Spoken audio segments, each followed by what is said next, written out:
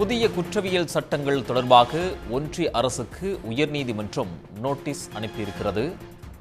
புதிய குற்றவியல் சட்டங்களை எதிர்த்து திமுக அமைப்பு செயலாளர் RS பாரதி வழக்கு தொடர்ந்திருந்தார். புதிய குற்றவியல் சட்டங்களை எதிர்த்த வழக்கில் ஒன்றிய அரசுக்கு தற்போது உயர்நீதிமன்றம் நோட்டீஸ் பிறப்பித்துள்ளது. ஒன்றிய அரசு 4 வாரத்தில் பதிலளிக்க சென்னை உயர்நீதிமன்றம் அந்த நோட்டீஸில் குறிப்பிட்டிருக்கிறது. ஒன்றிய அரசு கொண்டு வந்துள்ள சட்டங்கள் மக்களை குழப்பத்தில் ஆழ்த்தும் வகையில் இருப்பதாக நீதிபதிகள் தெரிவித்திருக்கிறார்கள். புதிய குற்றவியல் சட்டங்களை எதிர்த்து திமுக அமைப்பு செயலாளர் RS பாரதி வழக்கு தொடர்ந்திருந்தார்.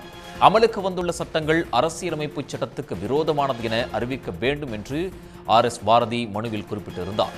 எந்த விவாதமும் இல்லாமல் இந்த சட்டங்கள் அவசர கதியில் நிறைவேற்றப்பட்டிருப்பதாகவும் அந்த மனுவில் குறிப்பிடப்பட்டுள்ளது.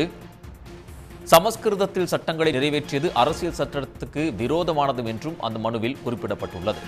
புதிய குற்றவியல் சட்டங்களை எதிர்த்த வழக்கில் தற்போது ஒன்றிய அரசுக்கு உயர்நீதிமன்றம் நோட்டீஸ் பிறப்பித்துள்ளது.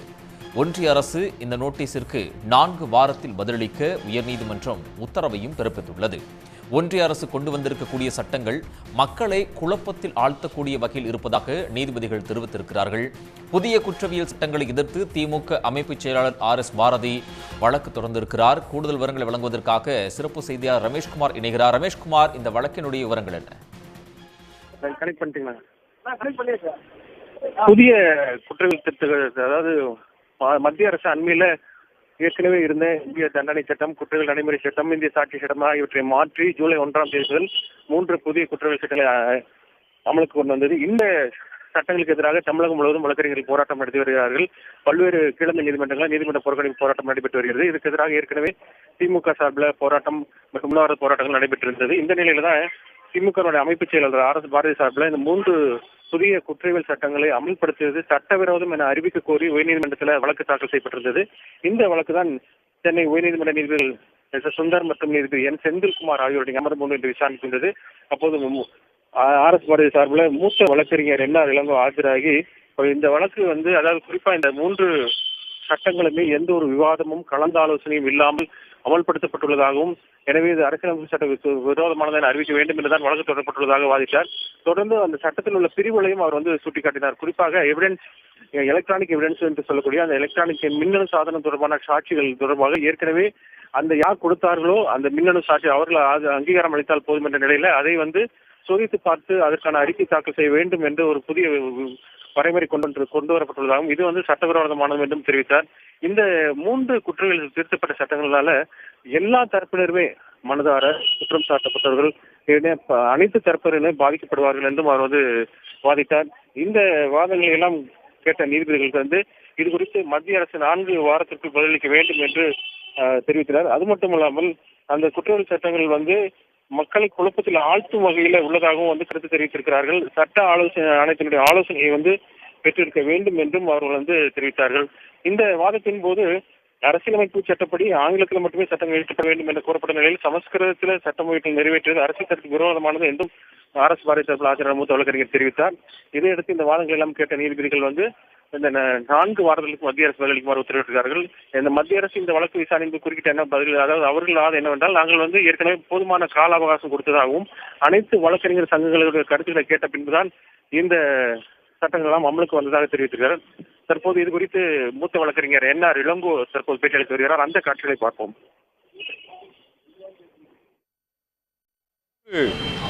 புதிய குற்றவியல் சட்டங்களை ஒன்றிய அரசு ஜூலை மாதம் 1ஆம் தேதியிலிருந்து நடைமுறைக்கு கொண்டு வந்திருக்கிறது. இந்த 3 சட்டங்களும் கான்ஸ்டிடியூஷன் ஆஃப் இந்தியா ஆர்டிகிள் 348க்கு எதிராக இருக்கிறது. அதாவது அதனுடைய சட்டங்களுடைய பெயர் சமஸ்கிருதத்தில் வைக்கப்பட்டிருக்கிறது. ஆர்டிகிள் 348 பிரகாரம் எல்லா சட்டங்களிலும் ஆங்கிலத்தில் மட்டும்தான் இயற்றப்பட வேண்டும். இதற்கு எதிராக இருக்கிறது. அது மட்டுமல்லாமல் இந்த 3 சட்டங்களுமே ஏற்கனவே இருக்கக்கூடிய பழைய சட்டங்களுக்கும் அதனுடைய மொத்த அம்சத்தையும் வெவ்வேறு எண்களை மாற்றி செக்ஷனுக்கு எண்களை மாற்றி மட்டுமே இயற்றியிருக்கிறார்கள். எந்த புதிய விளக்கத்தையோ அல்லது புதிய தண்டனையையோ அல்லது புதிய குற்றமாகவோ எதையும் கொண்டு வரவில்லை. அதே போல் புதிய நடைமுறைகளையும் கொண்டு வரவில்லை. ஏற்கனவே இருக்கக்கூடிய சட்டத்தை வெறுமனே பகுதிகளை மாற்றி, செக்ஷன்களை மாற்றி, செக்ஷனுடைய எண்களை மாற்றி மட்டுமே இந்த சட்டங்கள் நிறைவேற்றப்பட்டிருக்கின்றன. இந்த சட்டங்கள் குற்றம் சாட்டப்பட்டவராக இருந்தாலும் சரி, குற்றத்தில் பாதிக்கப்பட்டவராக இருந்தாலும் சரி, இருவருக்குமே எதிரானதாக, அவர்களுடைய அடிப்படை உரிமைகளை பாதிப்பதாக இருக்கிறது என்பதை சுட்டிக்காட்டியும், இந்த சட்டங்கள் நடைமுறைப்படுத்தினால் எந்த ஒரு குற்றவியல் புலன் விசாரணையும் ஒழுங்காக செய்ய முடியாது என்றும் வழக்கு தாக்கல் செய்யப்பட்டது. இந்த வழக்கு மாண்புமிகு திராவிட முன்னேற்ற கழகத்தினுடைய தலைவர் அவருடைய ஆலோசனையின் பேரிலும் அனுமதியின் பேரிலும் அமைப்பு செயலாளர் திரு RS பாரதி அவர்கள் தொடர்ந்திருந்தார்கள். இந்த வழக்கு இன்றைக்கு மாண்புமிகு நீதியரசர்கள் திரு SS சுந்தர் மற்றும் திரு N செந்தில்குமார் அவர்களுடைய முன்னிலையில் வந்தது.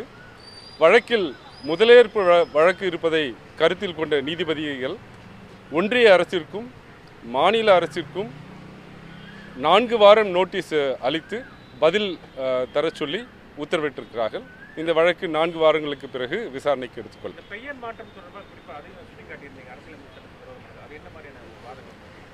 நான் ஏற்கனவே குறிப்பிட்டவாறு அரசியலமைப்பு சட்டம் பிரிவு 348 கீழ் எல்லா சட்டங்களும், ஒன்றிய அரசால் இயற்றப்படும் எல்லா சட்டங்களும் ஆங்கிலத்தில் மட்டும்தான் பெயரிடப்பட வேண்டும். Authoritative text of any act shall be in English அப்படி என்று சொல்லியிருக்கார். இந்த சட்டம் பாராளுமன்றத்தில் விவாதத்திற்கு எடுத்துக்கொள்ளப்பட்ட போது ஏறக்குறைய 140 பாராளுமன்ற உறுப்பினர்களை சஸ்பெண்ட் செய்து எதிர்க்கட்சிகளே இல்லாத நிலையில் நிறைவேற்றப்பட்டது. எனவே பாராளுமன்றத்தில் இந்த சட்டம் நிறைவேற்றப்படும் போது ஒரு மிகப்பெரிய விவாதத்துக்கு உட்படுத்தாமல் எடுத்துக்கொள்ளப்பட்டது, நிறைவேற்றப்பட்டுள்ளது.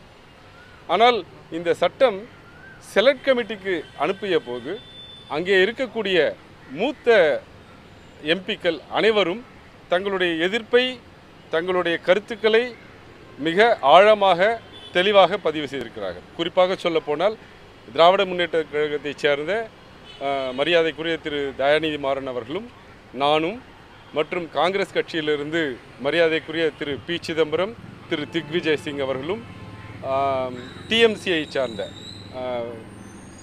திரு டெரிக் ஓபிரைன் அவர்களும் இது குறித்த ஆழமான அழுத்தமான காரணங்களை, ஏன் இந்த சட்டம் இப்படி இயற்றப்படக்கூடாது என்பதை பதிவு செய்திருக்கிறோம். அது மட்டுமல்லாமல் இந்த செலக்ட் கமிட்டியோட ரிப்போர்ட்டில் வந்து டிசெண்டிங் நோட் அப்படி என்று ஒன்று உண்டு, பாராளுமன்ற விதிகளிலே உண்டு. எனவே நான் மேற்குறிப்பிட்ட அத்தனை மரியாதைக்குரிய பாராளுமன்ற உறுப்பினர்களும் டிசெண்டிங் நோட்டும் கொடுத்திருக்கிறோம். அது போன்ற கொடுக்கப்பட்ட எந்த கருத்துக்களையும் உள்வாங்காமல், பரிசீலிக்காமல் இந்த சட்டங்கள் நிறைவேற்றப்பட்டது.